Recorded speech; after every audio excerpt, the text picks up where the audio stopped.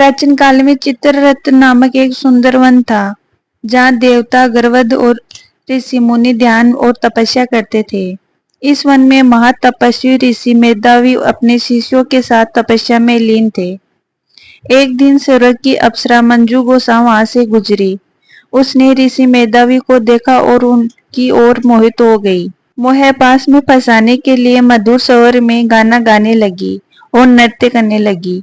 धीरे धीरे उसकी सुंदरता और मोह चालों से ऋषि मेधावी का मन विचलित हो गया और वह तपस्या भूल गए।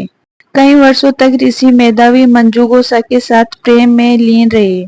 जब मंजू गोसा ने वहां से जाने की इच्छा जताई तो ऋषि को एहसास हुआ कि उन्होंने अपने जीवन का एक बड़ा भाग व्यर्थ कर दिया।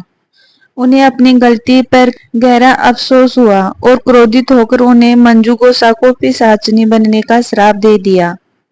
अप्सरा मंजू गोसा ने विनती करते हुए श्राप से मुक्ति का उपाय पूछा।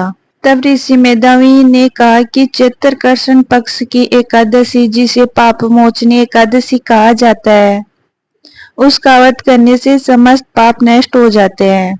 मंजू गोसा ने विधि पूर्वक इस व्रत का पालन किया और पिशाचिनी योनि से मुक्त हो गई।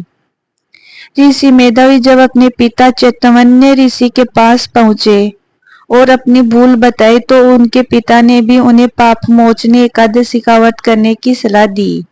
जब ऋषि मेधावी ने इस व्रत को विधि पूर्वक किया तो वे भी अपनी सभी पापों से मुक्त हो गए और दोबारा तपस्या में लीन हो गए।